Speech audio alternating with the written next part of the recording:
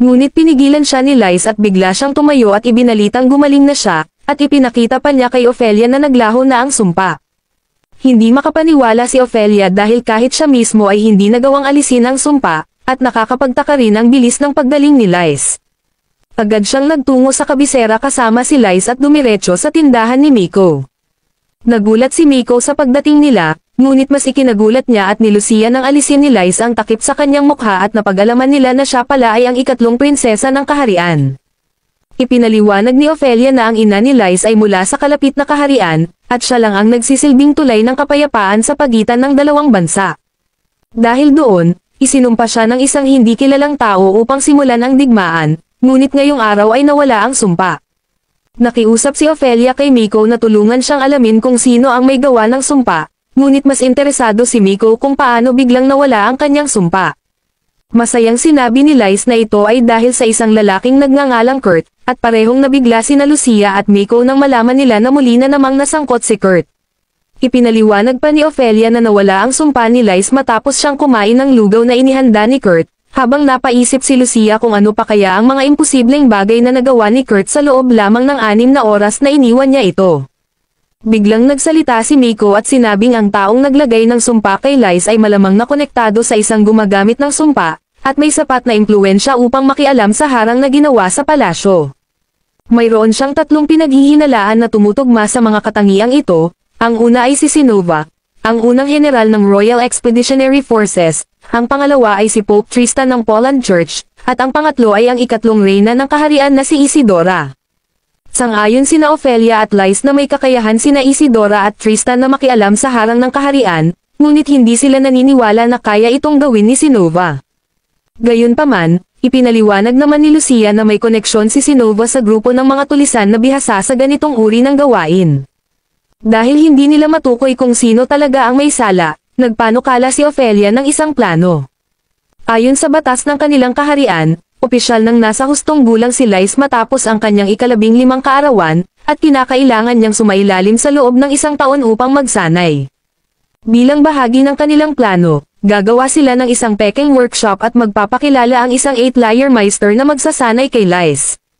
Kapag nagsimula na ang pagsasanay, tiyak na susubukan ng kanyang mga kaaway na alamin kung sino ang kanyang guro, ngunit dahil peke ito ay wala silang mahahanap. Naintindihan ni Miko na kung masyadong pilitin ng mga kaaway ni Lice na alamin ang tungkol sa kanyang guro ay mabubunyag ang kanilang pagkakakilanlan. Ang problema lang rito, hindi alam ni Ophelia kung saan sila makakahanap ng isang tao na maaaring gumanap bilang huwad na 8-layer meister. Doon pumasok si Lucia at agad ipinakita kay Ophelia ang mga magic crystal na ginawa ni Kurt, at nabigla si Ophelia nang malamang higit pa pala sa isang S-rank ang kakayahan ni Kurt habang napahanga naman ng labis si Lice. Kinabukasan, nagtungo si Kurt sa workshop ni Ophelia pero sarado ito, ngunit sa kanyang pag-alis, nakasalubong niya si Michelle na nagsabing umalis si Ophelia matapos ang pagdalaw ni Kurt kaya wala siyang gagawing trabaho. Nalungkot si Kurt sa balitang iyon, pero agad siyang napatigil nang makaramdam siya ng gutom sa kanyang tiyan. Pumunta siya sa isang malapit na kainan para kumain, at doon niya narinig ang ilang adventurer na nag-uusap tungkol sa pag-urong sa kanilang misyon dahil iniwan sila ng kanilang porter. Naisip ni Kurt na ito na ang pagkakataon niya na makahanap ng bagong trabaho kaya nilapitan niya ang grupo. Ngunit pinagtawanan siya ng isang babae at sinabi na ang isang payat na katulad niya ay mukhang walang lakas upang buhatin ang kanyang sariling katawan, pero sinaway siya ng kanyang kasamang knight at sinabing hindi rin naman mukhang malakas si Kurt upang tulungan silang talunin ang isang golem na mahigit 200 kilo ang bigat.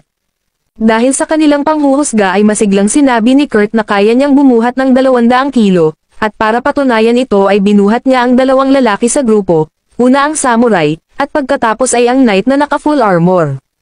Dahil dito ay napahanga niya ang lahat na nasa kanilang paligid, kaya't nakuha ni Kurt ang trabaho bilang porter ng grupo para sa kanilang misyon. Matapos silang magpakilala, napagtanto ni Kurt na mababait ang mga kasama niya at nagpasya siyang pagbutihin ang kanyang trabaho. Ngunit pagpasok nila sa loob ng piitan, agad na natapakan ni Kurt ang isang slime at dumikit sa kanyang paa. Sinabihan siya ng ranger sa kanilang grupo na si Senna na tusukin ang core ng slime para mapatay ito, pero sa halip na ang slime ay ang kanyang sariling binti ang tinamaan ni Kurt. Labis na nadismaya si Senna sa kakulangan ng kanyang kakayahang lumaban, at siya na rin ang tumapos sa slime para kay Kurt. Humingi siya ng paumanhin sa kanyang grupo dahil sa pagpapabagal niya sa lakad nila, ngunit sinabi ng mga kasama niya na hindi niya kailangang mag-alala dahil ang tungkulin lang niya ay magdala ng gamit, at responsibilidad nila ang protektahan siya. Bagong karanasan ito para kay Kurt, dahil noon ay lagi siyang pinapagalitan sa dati niyang mga kasama sa tuwing nagkakamali siya. Sa mga sandaling ito ay napaluha si Kurt, pero agad din niyang pinunasan ang kanyang mga luha at nagpatuloy sa kanilang misyon.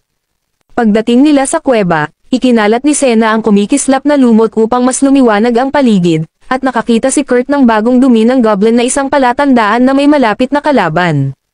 Sinabi ng mga adventurer na kaya nilang talunin ang isa o dalawang goblin, pero kung grupo ang kalaban ay kailangan nilang umatras.